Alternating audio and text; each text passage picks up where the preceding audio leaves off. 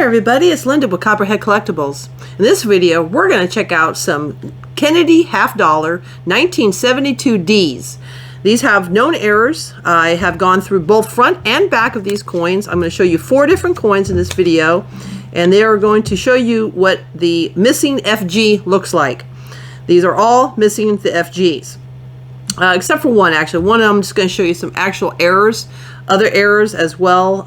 It doesn't have the missing FG on the one, but all of these 3 I'm going to show you will have a missing FG.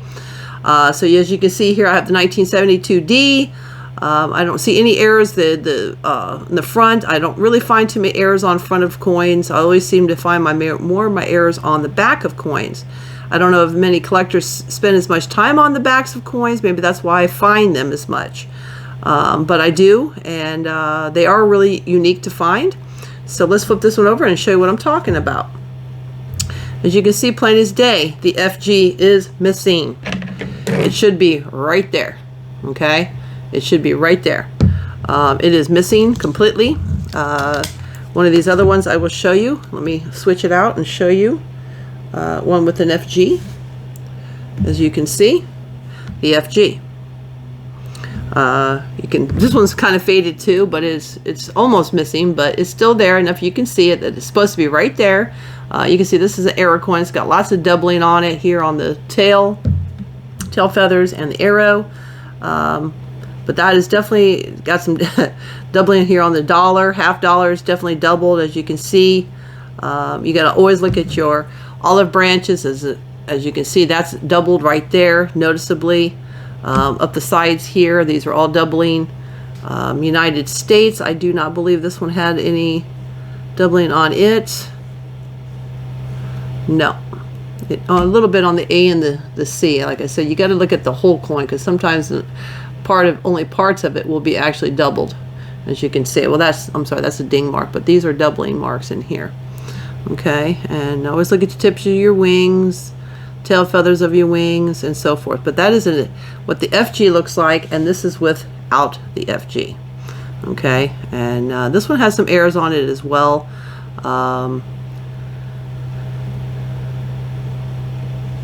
Not just the missing FG, but it is really the main error on this coin that I'm really concerned for. Actually, this one only has that. I'm sorry. Yeah, I'm sorry, this one only has the missing FG. You can see the kind of like the outlines of it where it should have been, but it's really just not there. It is just really not there. I'm sure there's better examples and flatter examples, but this is mine, and that one's pretty interesting to look at. And let's go on to the next one. Again, I'll show you the front, so you see that it is the 72D. As you can see, this mint mark is actually kind of filled in a little bit. Always want to look at those things. Those I do see a lot of. I'm not sure if that's a highly collectible part of an error for, filled mint marks, but there's definitely plenty of them. I'm going to assume that's because they're so tiny. It's really hard to, I think, make a clean stamp of something so small with so many ridges. Again, you don't see the FG. It is missing completely. That is a missing FG. 1972 known error, missing FG. That is the signature, artist signature, or initials, I should say. I'm sorry. And I don't see anything else on this coin. A little bit of doubling maybe here on this T. Maybe a little bit on that E and a little bit on that S there. Maybe a little bit on this of the O and the F there. A little bit over here. It looks more like shadowing.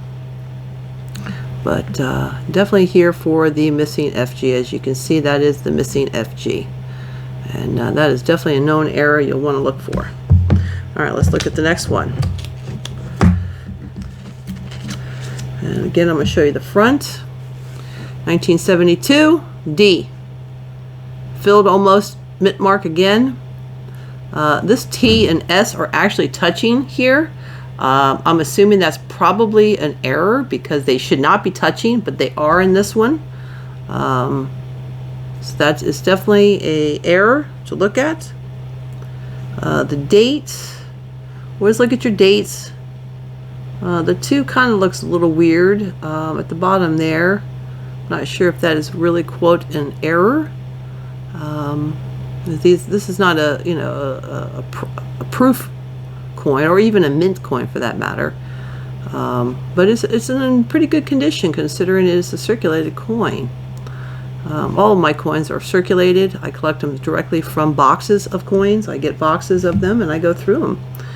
And have a lot of fun doing it. Spent a lot of time doing it. Here's some $half error here, as you can see. Not too much in the A and the R. Looks a little grease marked out a little bit. Didn't get a good stamping there. I'm not sure if that's really coming from you know, it's just wear and tear of, you know, being in circulation, or if it's really something more to it. If you guys know of anything, you can let me know. You know, like I said, this one has no FG. Boom, boom. Missing again. This one here.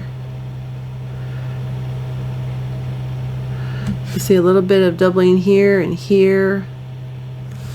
And the T, the E's, the S, of, very apparent there. You can not miss that. And it looks really fat and really thin here. So you know, and same with this S. And you can see that these are all misstruck. Definitely not right. This is a good example of errors on America. It's more on the whole word instead of just the AC, or the CA, I mean. And as you can see, all these errors just everywhere, flanking all of these. Okay, and then you can see here the tip of this wing is definitely doubled. Like I said, you always want to look at all your wing areas. The tips seem to be, and sides in this area, you always find something. Not always, but you can. Like I said, the G is a little bit there. You can move it around. You can kind of see the G in there, but they're really kind of missing. And like I said, this is a good example of a error coin. A 1972 Kennedy $half. Okay, and this is the last one here. Again, this is the 1972D, as you can see. You can see how the separation here is almost touching again, but it is separated a lot more than that other one. And the T.